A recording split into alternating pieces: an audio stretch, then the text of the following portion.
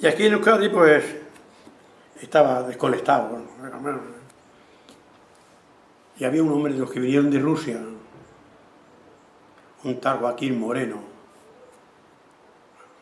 buena persona.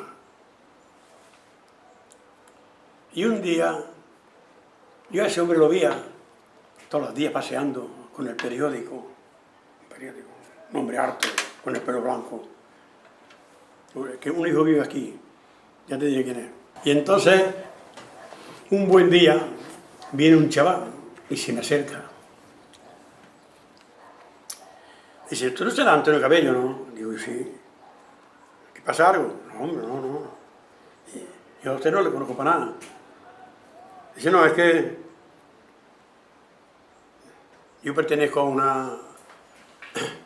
una compañía y me he enterado que usted que eres buen trabajador, pues si quería venir a trabajar conmigo.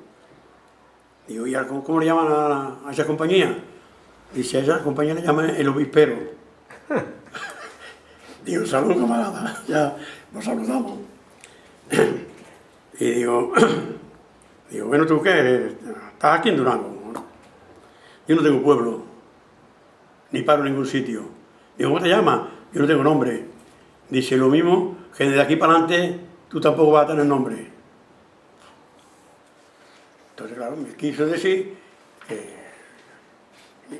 que la cédula estaba en forma aquí en Durango, muy poquita gente, y que me tiene que integrar a ella. Digo, bueno, ¿y tú cuándo vienes? Dice, yo ni voy, nosotros no venimos ni vamos, ni me has visto ni me conoces. Ya no lo he visto más.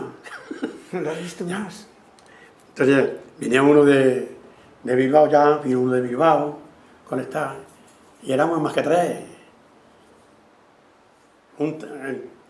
Ese vino después. Ricardo Fariña, José Mari Echinagusea, de San Fausto, y yo. Su hermano trabajaba en Nerca. Ah, sí. Sí. Ya sé. Ese era, está en Vitoria, no sé cómo dará el nombre, que se lo mandamos a Alemania, a aprender más italianista. Yo no fui ya porque yo tenía 3 hijos y no era plan de, no, 4 hijos.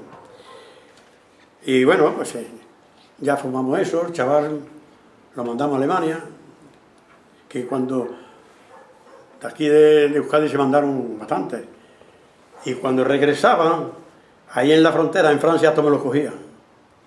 Hay una zarpa.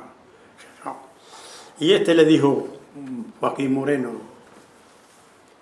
tú toma una gafa, no te las quites ni para dormir. Ni para dormir. Tú no conoces a nadie, ni hables con nadie. Para dormir. Y esta barba... Te dejas barba, le digo, no, te dejas barba. No te la quites. Porque puede haber un topo. Efectivamente. Sí, había un topo porque cuando pasaron de Francia para acá, no sé qué pone uno, menos este, que se quedó en Francia. Le dijimos, no te muevas, ya llegó algún camarada que irán a por ti. Quédate en Francia. Todos los que pasan lo están cogiendo en Francia, ahí, en San Sebastián. Bueno, se quedó allí, pero el tiempo pasaba y tenía que irse al servicio y no podía pasar. La madre le pasaba el sueldo, era viuda la mujer. No puede pasar para acá, y le van a por prófugo. Hasta que ya lo pasaron a medianoche por un río, ya pasaron, ya vino el muchacho, ya estuvo aquí. Bueno, y hasta ahí empieza ya mi labor a trabajar en el partido.